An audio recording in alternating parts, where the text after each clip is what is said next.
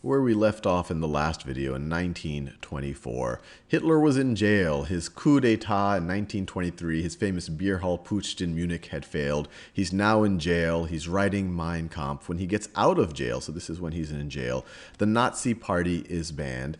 And a lot of the economic turmoil that made the possibility of overthrowing the government more likely, as that we saw in the early 20s, that hyperinflation in Weimar Germany, this was now under control by the time Hitler comes out of jail. They had issued new currency. It was far more stable. So to a certain degree, the Nazis and Hitler were starting from scratch. Although even at this point, Hitler continues to be an ever-growing influence. He's a famous speaker. There are more and more people who are knowing about him and who are following him. Over the next few years, his book does get published, and it sells actually tens of thousands of copies over the next several years.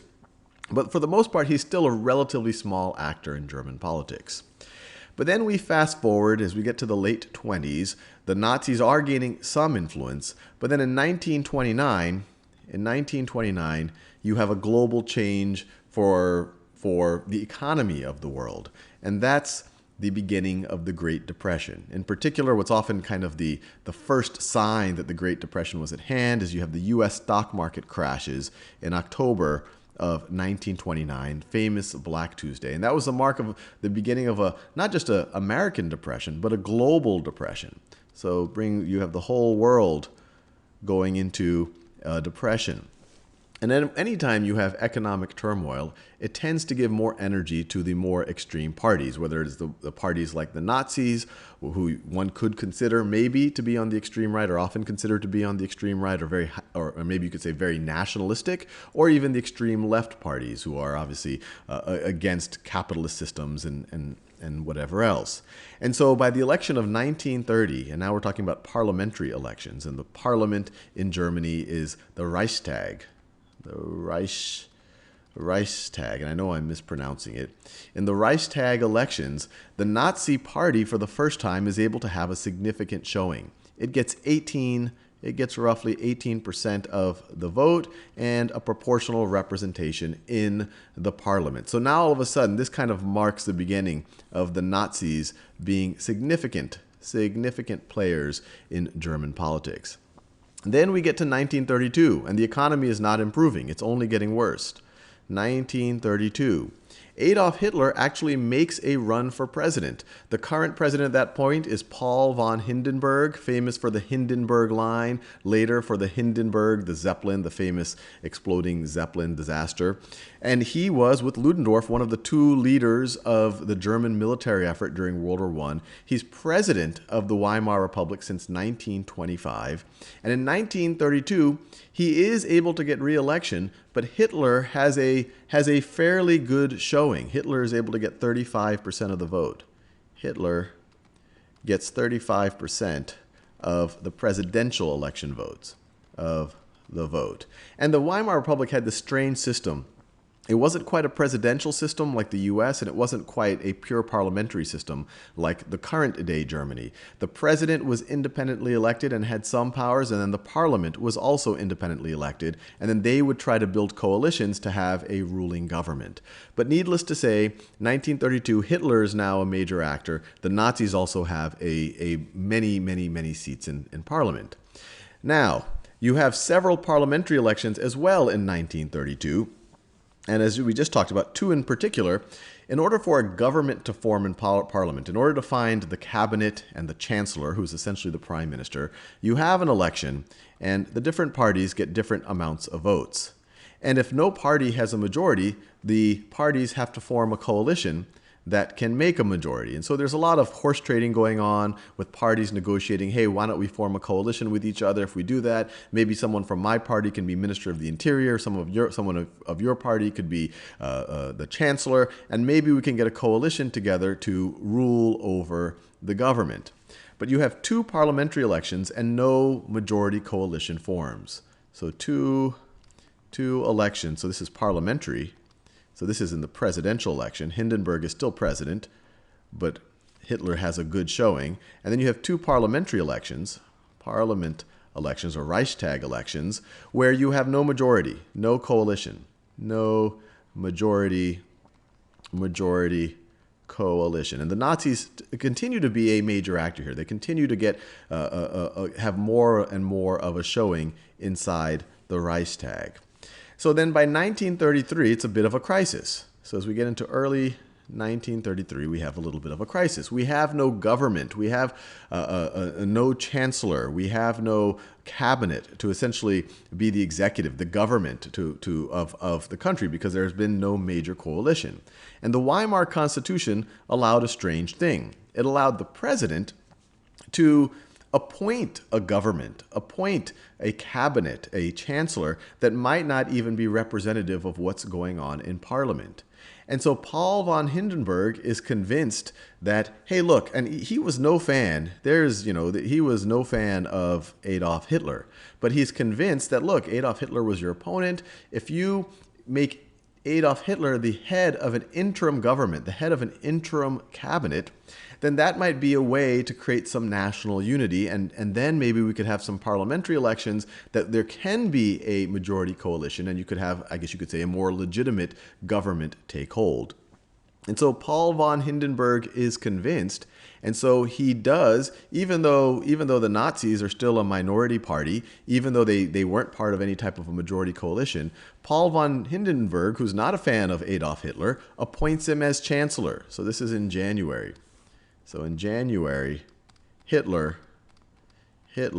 is appointed chancellor, which is essentially the prime minister of the Reichstag of Germany. And then we get to February, and events get really, really, really interesting. So in February of 1933, you have a fire in the Reichstag building in Berlin. So this is the Reichstag building right over here, and it is on fire.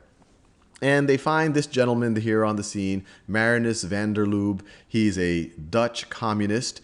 It is essentially, the blame is placed as this was some type of the beginning of some type of a communist revolution.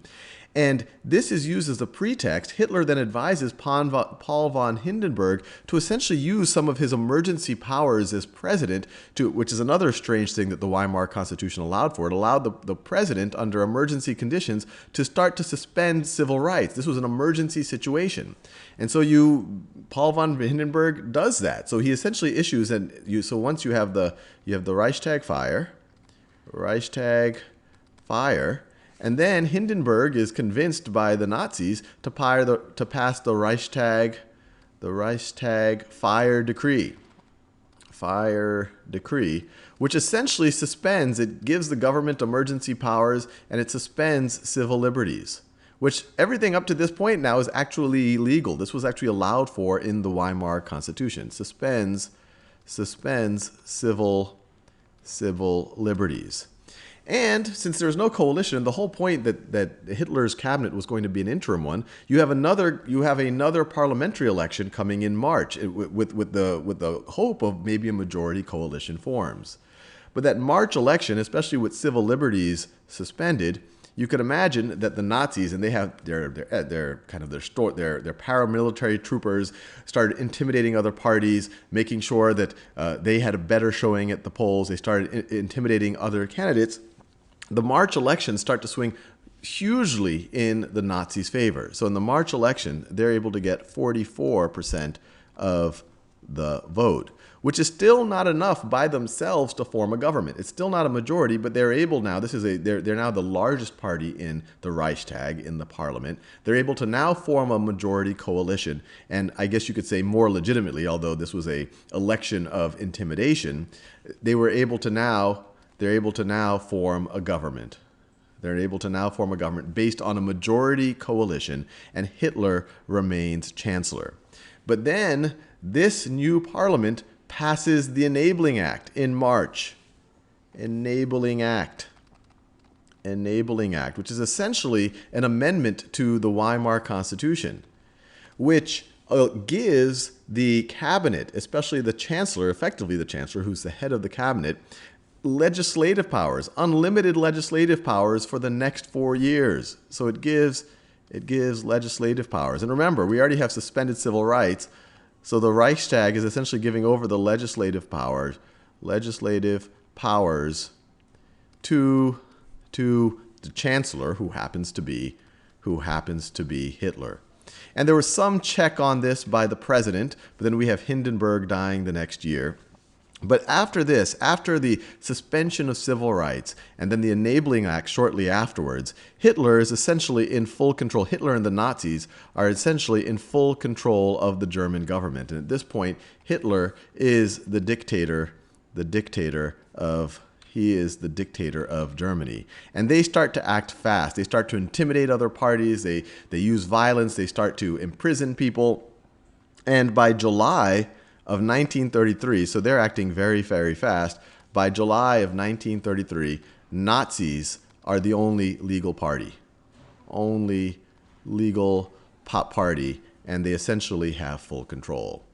Now, this is how Hitler came to power, and the question that's probably circling in your mind is, who did this fire? This fire was the catalyst, although Hitler was already chancellor, and maybe he would have found some way to get to power regardless. But this fire, even though there was evidence that looked like maybe Marinus van der Lubbe did it, it was blamed on the communists. It was the pretext that was used to give the government even more power, especially the Nazis even more power. This is an open question, one of those great open questions of history. Some people feel that maybe it was just a communist plot. Maybe it was Marinus van der Lubbe acting on his own, and maybe it just happened to fall into the hands of Hitler and they were able to use it, while other historians think that this was actually a plot by the Nazis to kind of create this emergency state. And Marinus van der Lubbe was just kind of a puppet in this whole plot. So, open question of history, but needless to say, as we go from 1919 to 1933, Hitler goes from a fairly unknown individual to full dictator of Germany.